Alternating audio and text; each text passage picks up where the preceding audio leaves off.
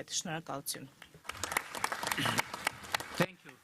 Շնորհակալություն։ Շնորհակալություն, պարոն նախագահ, դիտարկումների համար։ Իսկ այժմ թույլ տվեք խոսքը տալ նախագահ Իլհամ Ալիևին, ով մեզ միացել է տեսաձայնային կապով ելույթի համար։ Համեցեք, պարոն նախագահ։ Բարի ողջույններս Բաքվից։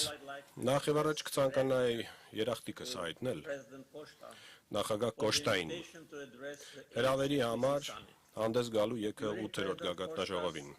Նախագահ Կոշտայի այցելության ընթացքում Ադրբեջան ավելի քիչ քան 8 ամիս առաջ, 2 ամիս առաջ ներողություն, մենք քննարկեցինք մասնակցությունը գագաթնաժողովին եւ համաձայնեցինք, որ ես կմիանամ տեսաձայնային կապով։ Ես կցանկանայի նաեւ իրազեկել լսարանին, որ հանդիպմանս ժամանակ նախագահ Կոշտայի եւ նախագահ ֆոն դեր Լայենի հետ Տիրանայում ինձ խնդրեցին կազմակերպել այս գործընթացը այնպես, որ մայիսի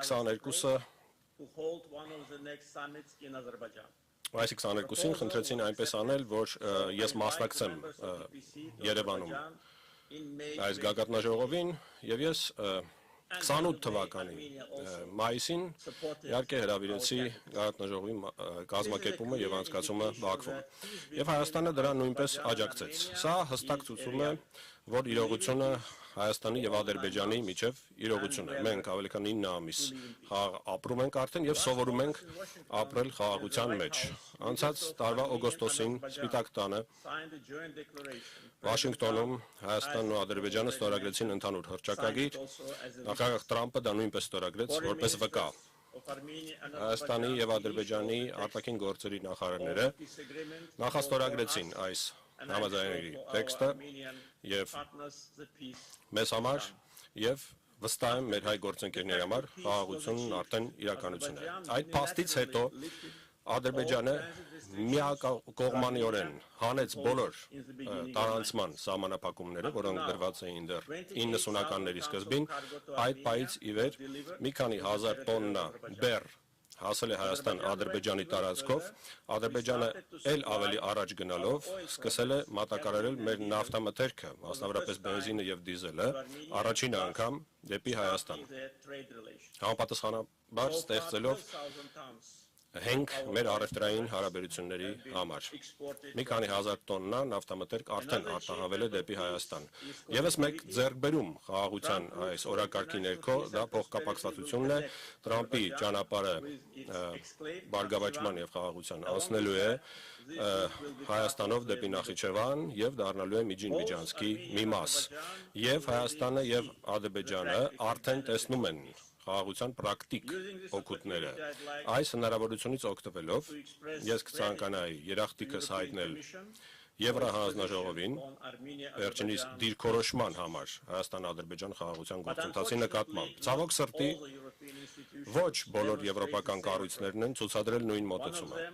Նրանցից մեկը Եվրոպական խորհրդարանն է եւ մյուսը Եվրախորհրդի խորհրդարանական վեաժողովը։ Ադրբեջանը Եվրախորհրդի անդամ է 2001 թվականի հունվարից, իդեպ որպես ադրբեջանական պատվիրակության ղեկավար այդ ժամանակ որպես խորհրդարանական ես հանդիսանում էի ՊԱՍԵ-ի ակտիվ անդամներից մեկը։ Մեր պատվիրակությունը երբեք որևէ սահմանափակումների տակ չի եղել Եվրախորհրդի կողմից մինչև 24 թվականի հունվար, սեպտեմբերին 23 թվականի Ադրբեջանը ավարտեց սեպարատիզմը Ղարաբաղում, մենք իրականացրեցինք ՄԱԿ-ի անվտանգության խորհրդի 4 ռեզոլյուցիաներ, որոնք թղթի վրա են մնացել 30 տարի։ 4 ամիս դրանից հետո ՊԱՍԵ-ն պատժամիջոցներ կիրառեց մեր պատվիրակության նկատմամբ։ Ցավոք սրտի երկակի ստանդարտներն այսօր դարձել են աշխատավոճ ՊԱՍԵ-ի համար։ Ադրբեջանի տարածքային ամբողջականությունը նույն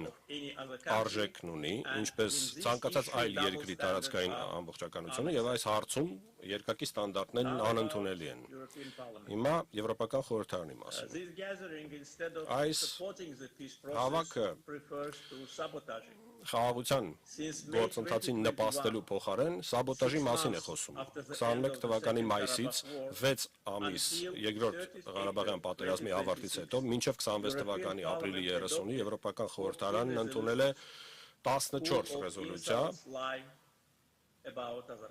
որոնք շատ վիրավորական կերպով ստում են Ադրբեջանի մասին։ 14 ռեզոլյուցիա, պատկերացրեք, 5 տարվա ընթացքում սևեռման նման մի բան է։ Վերջինը ընդամենը 4 օր առաջ կանխամտածված կերպով անմիջապես գագաթնաժողովից առաջ, այսինքն անդամ պետությունների հիմնարար խնդիրներին անդրադառնալու փոխարեն, ինչպես այլատյացությունը, իսլամոֆոբիան, հակասեմիտիզմը, միգրացիան, մրցունակության բացակայությունը, անտուն մարդկանց խնդիրները, Եվրոպական խորհրդարանը թիրախավորում է Ադրբեջանը, տարածելով զրպարտանք եւ սուտ։ Պատճառն այն է, որ Ադրբեջանը պաշտպանել է իր տարածքային ամբողջականությունը, ինքնիշխանությունը, վերջ դրել սեպարատիզմին եւ պատերազմական հանցագործներին բերել արդարության։ Մայիսի 1-ին Ադրբեջանի խորհրդարանը պաշտոնապես որոշել է կասեցնել համագործակցությունը Եվրոպական խորհրդարանի հետ բոլոր ոլորտներում, կասեցնել մասնակցությունը ԵՄ Ադրբեջան խորհրդարանական փոխգործակցության կոմիտեի գործունեությունում եւ նախաձեռնել ընթացակարգ Euronest-ի խորհրդարանական վեաժողովին անդամակցության մասնակցության դադարեցման։ Մենք խորհրդարանական գագաթնաժողովի ընթացքում մեր դիտանկյունները եւ մտահոգող հարցերը բացահայտ կերպով արտահայտել ենք, ես պարզապես որոշել էի գործընկերներիս իրազեկել այս ուղղությամբ տեղի ունեցողի մասին, որպեսզի ապատեղեկատվություն եւ մանիպուլյացիաներ չլինեն։ Ավարտելով, թույլ տվեք շնորհակալություն հայտնել եւ շնորհավորել վարչապետ Փաշինյանին Հայաստանում ԵԿՀ գագաթնաժողովի անցկացման կապակցությամբ եւ նշել, որ չնայած բոլոր այն մարդկանց ջանքերի, ովքեր փորձում են խաթարել այս գործընթացը, Ադրբեջանը միտված է խաղաղության օրակարգին եւ իմ հայ գործընկերոջ ելույթը շատ հստակ դա ընդգծեց։ Մաղթում եմ հաջողություն գագաթնաժողովին, շնորհակալություն։ Thank you, Mr. President. Շնորհակալություն, պարոն նախագահ։